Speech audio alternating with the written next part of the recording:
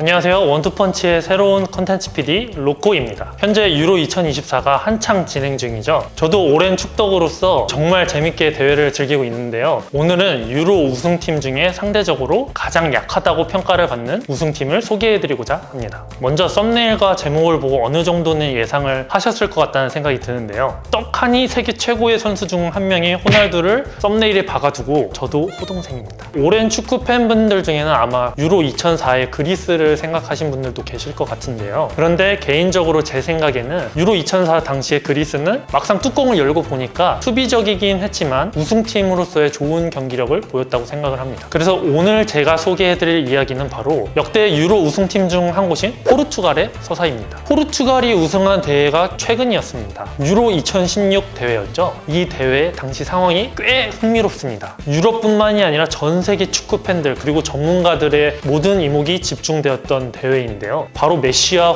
호날두와 메시 이 둘 중에 전 세계 축구 1인자가 누구냐 이 메오대전이 한창 제일 뜨거웠던 시기이기 때문이죠. 현재 메오대전은 22년 카타르 월드컵에서 메시의 아르헨티나가 결국에는 월드컵 우승을 거머쥐면서 메시의 승리로 사실상 기울은 상태인데요. 이 시기는 메날두 이 두 선수뿐만이 아니라 축구 역사상으로도 굉장히 중요한 타이밍이었다고 생각을 합니다. 그러니까 축구계의 고트로 평가를 받는 펠레와 마라도나 그래서 이 두 선수 고트 반열에 메날두가 올라갈 수 있냐 없냐가 계속 논쟁거리였거든요. 메시와 호날두 모두 클럽에서의 커리어는 굉장히 화려했는데요. 이 고트로 평가되기 위해서는 월드컵 우승 그리고 유로와 코파 아메리카 같은 메이저 대회 국가대표 타이틀이 이 두 선수에게는 굉장히 중요했던 시기입니다. 메시의 아르헨티나는 결국에 결승전까지 올라갔습니다. 근데 결국에는 정규 시간 동안 승부를 가리지 못하고 승부차기를 하게 됩니다. 메시가 승부차기에서 실축을 하고 맙니다. 그 결과 메시의 아르헨티나는 준우승에 그치고 말았는데요. 호날두에게는 이제 메시를 다시 한번 쫓아갈 결정적인 기회가 눈앞에 있었던 셈이죠. 당시 포르투갈이 속해 있던 F조에는요. 아이슬란드와 헝가리 그리고 오스트리아 이렇게 네 팀이 한 조에 있었는데요. 같은 조의 팀들이 상대적으로 약한 팀들이 모여 있었기 때문에 대부분의 언론에서는 포르투갈이 상대적으로 수월하게 16강에 올라갈 것으로 짐작을 했습니다. 그런데 어떻게 됐을까요? 조별리그에서 단 한 경기도 이기지 못했습니다. 슈퍼스타 호날두를 앞세웠지만 1차전 아이슬란드와 무승부를 했고요. 오스트리아와는 0대0 무승부, 3차전 헝가리와도 무승부를 하고 맙니다. 객관적으로 생각을 했을 때 대회 우승 전력의 팀이 조별리그에서 단 한 경기도 이기지 못했다는 게 사실 납득하기 쉽지 않은 사실이긴 한데요. 이전 대회였으면 포르투갈은 진작에 조별리그에서 이미 탈락 확정이었습니다. 조금 천운이 따른 부분이 있어요. 이전 대회까지는 16팀이 본선에 진출을 했었거든요. 그런데 유로 2016부터 본선에 24팀이 진출하기 시작했습니다. 그러면서 각조 3위에 상위 4팀이 16강에 진출을 할 수 있었는데요. 그 덕을 본 게 바로 포르투갈이었습니다. 조별리그가 끝났을 때 대중의 여론에서는 우승 후보로는 안중에도 없었던 팀이었던 게 사실입니다. 호날두의 활약은 어땠을까요? 약간 애매합니다. 나쁘지 않았는데요. 아이슬란드와 오스트리아에서는 무득점으로 굉장히 실망스러운 모습을 보여줬던 게 사실입니다. 3차전 헝가리와의 경기에서는 이 경기에서 나니의 골에 어시스트를 하고 나머지 두 골은 직접 득점을 하면서 극적으로 16강 진출을 시키는데 성공을 하게 됩니다. 16강 토너먼트의 첫 상대는 모드리치의 크로아티아였습니다. 잠시 여담이긴 한데 이 대회 당시 유로 2016에서도 호날두와 모드리치가 두 팀의 리더였잖아요. 유로 2024에서도 팀의 중심인 걸 보면은 이렇게 오랫동안 탑 클래스의 기량을 유지하는 게 단순히 선수의 노력과 타고난 기량 때문인지 기술의 발전으로 인한 것인지 궁금하기는 하더라고요. 어쨌든 이 토너먼트도 쉽지 않았습니다. 포르투갈과 크로아티아 양팀 모두 수비적인 전술로 나와서 경기 자체가 굉장히 루즈했습니다. 연장 후반 12분에 극적으로 호날두가 때린 슈팅을 콰레스마가 헤더로 마무리를 하면서 1대0으로 승부가 갈리게 됩니다. 8강에서 만난 상대는 폴란드였습니다. 폴란드의 당시 포지셔닝이 포르투갈과 굉장히 이미지가 비슷했는데요. 간판 스트라이커인 레반도프스키가 사실상 폴란드의 원맨팀 같은 이미지를 강하게 인식을 시키고 있었습니다. 경기는 시작하자마자 전반 2분 만에 레반도프스키가 득점을 합니다. 폴란드는 수비적으로 운영을 하다가 전반 33분 당시 포르투갈의 신성이었던 헤나투 산체스에게 골을 허용하면서 결국에는 승부차기까지 가게 되는데요. 승부차기에서 포르투갈이 승리를 하면서 대회 역사상 최초로 5경기 동안 정규 시간 승부 승부를 가리지 못했음에도 불구하고 4강에 오르는 신기한 기록을 세우게 됩니다. 4강 상대는 역시나 호날두의 팀메이트였죠. 가레스 베일의 웨일즈였습니다. 웨일즈는 국가대표팀 역사상 처음으로 유로 본선에 진출한 팀이었는데요. 아론 램지가 경고 누적으로 출전을 할 수 없었고요. 후반 50분과 53분에 넬이 호날두와 나니에게 연달아 실점을 하면서 무너지고 맙니다. 다행히 이때는 연장까지는 가지 않았어요. 그렇게 드디어 일명 꾸역승이라고 하죠. 진땀승을 하면서 포르투갈이 이 유로 결승전에 입성을 했습니다. 이번 유로 2024 대회에서 음바페가 이런 말을 했잖아요. 유로 우승이 월드컵 우승보다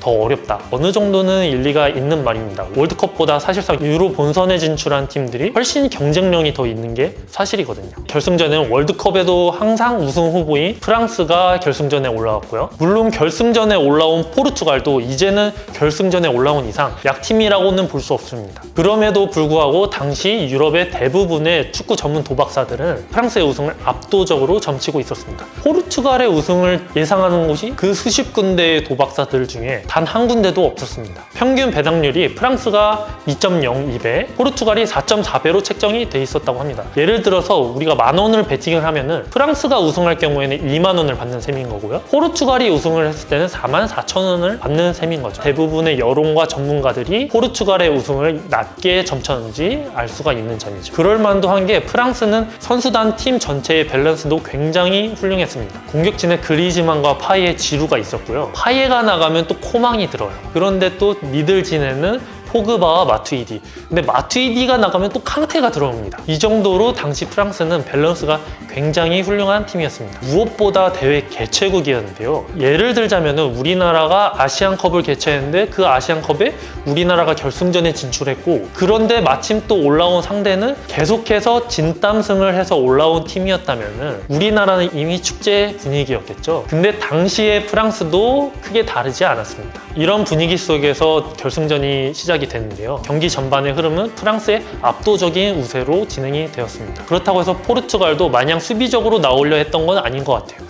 당시 포메이션을 4-4-2를 들고 나왔거든요. 그런데 이 경기의 분수령이 전반 25분에 나오게 됩니다. 전반 25분에 포르투갈의 슈퍼스타 호날두가 부상을 당하면서 교체 아웃되게 되는데요. 공격진의 힘을 잃자 포르투갈이 4-4-2 포메이션에서 4-2-3-1로 중원을 두텁게 하는 안정적으로 수비를 우선시하는 전술로 바꾸게 됩니다. 결과적으로는 포르투갈에게 유리했던 점이 프랑스가 이런 두터운 미들진을 쉽게 뚫지 못하게 됩니다. 그렇다고 포르투갈도 마냥 수비만 하려 했던 건 아니에요. 이미 토너먼트에서 연장전을 2번이 나갔거든요. 결승전에서도 또 한 번 연장전을 가는 게 체력적으로 굉장히 부담일 거라고 생각을 했던 것 같아요. 그래서 후반 79분에 헤나투 산체스 대신 당시엔 거의 무명에 가까웠던 에데르라는 공격수를 투입합니다. 에데르를 잠깐 얘기 드리자면요. 조별에서 2경기 13분을 뛴 게 사실 전부예요. 그 정도로 전력 외에 있던 선수였고요. 토너먼트 4강까지는 그냥 동료들을 지켜볼 수밖에 없었던 벤치 멤버였습니다. 그를 후반 79분에 투입했다는 것 자체가 포르투갈도 정규 시간에 승부를 보겠다, 승부수를 띄웠던 감독의 판단이었던 것 같아요. 연장 후반 3분입니다. 포르투갈의 한 공격수가 프랑스의 수비진을 벗겨내고 골대와는 꽤 먼 거리 25m에서 갑자기 중거리 슛을 때립니다. 당시 중계를 보고 있던 저도 아니 저렇게 수비를 잘 벗겨내고 왜 저기서 슛을 해? 라고 하는 순간 그 슛이